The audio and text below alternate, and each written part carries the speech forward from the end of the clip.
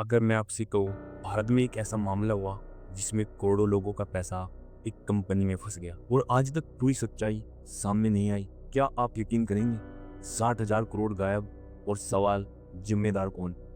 आज की यह कहानी सिर्फ पैसे की नहीं है, ये भरोसे की कहानी है और उसके टूटने की। 2000 के दशक में एक नाम हर जगह था, सारा इंडिया परिवार। गांव गांव, शहर शहर लोग इस कंपनी में निवेश कर रहे थे। एजेंट घर घर जाते और एक ही बात कहते, आज थोड़ा निवेश करो, कल सुरक्षित भविष्य पाओगे। रमेश एक छोटा दुकानदार था, हर महीने थोड़ा थोड़ा पैसा बचाता था। उसका सपना था अपने बच्चों को अच्छी शिक्षा देना और एक छोटा सा सपनों का घर बनाना।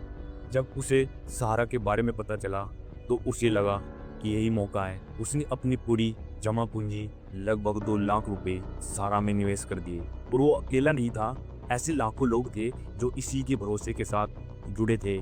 सब कुछ सही चल रहा था, लोगों को रसीद मिलती, एजेंट नियमित रूप से संपर्क करते और लाभ का वादा, भरोसा बढ़ रहा था। लेकिन क्या आपने कभी सोचा है, अगर इतना आसान होता पैसा बढ़ाना तो हर कोई अमीर क्यों नहीं होता? यहीं से कहानी में पहला शक पैदा होता है। 2010 में भारतीय प्रतिभूति और विनिमय बोर्ड ने सहारा की योजनाओं पर सवाल उठाए। जांच शुरू हुई और धीरे धीरे एक बड़ी सच्चाई सामने आई। कंपनी कथित रूप से आम जनता का पैसा अवैध रूप से जुटा रही थी। आधिकारिक आंकड़े बताते हैं लगभग 24 करोड़ रुपए, लेकिन कई विशेषज्ञों का मानना था ये रकम 60 करोड़ से भी ज्यादा हो सकती थी।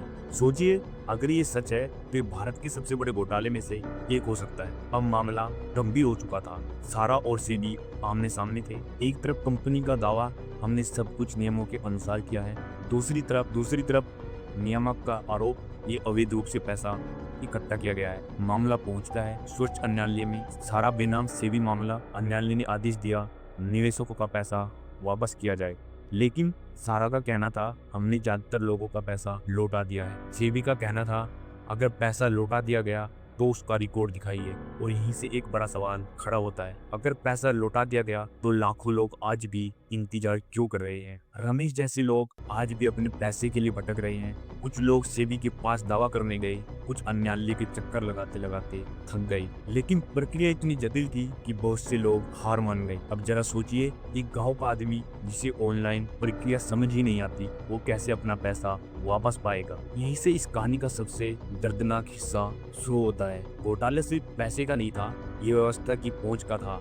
और फिर एक चौंकाने वाली बात सामने आती है, सेबी के पास जमा पैसा पूरी तरह दावा ही नहीं किया गया। क्यों? क्योंकि लोगों तक जानकारी पहुंच ही नहीं पाई। तो आखिरकार सच्चाई क्या है? क्या ये सिर्फ एक कंपनी की गलती थी या फिर व्यवस्था में कहीं ना कहीं कमी थी? क्या नियामक समय पर कार्रवाई नहीं कर सकते थे? क्या लोगों को ज्यादा जागरूक होना चाहिए था? और सबसे बड़ा सवाल, क्या भविष्य में ऐसा फिर हो सकता है? अगर आप रमेश की जगह होते तो क्या आप आज किसी ऐसी योजना पर भरोसा कर पाते? सच यह है, भारत में वित्तीय घोटाले सिर्फ पैसे नहीं छीनते, वे लोगों का विश्वास तोड़ देते हैं। और जब विश्वास टूटता है तो उसका कोई मुआवजा नहीं होता। चौंकाने वाली सच्चाई यह है, इस पूरे मामले में 3 करोड़ से ज्यादा निवेशकों के जुड़े होने की बात कही गई है।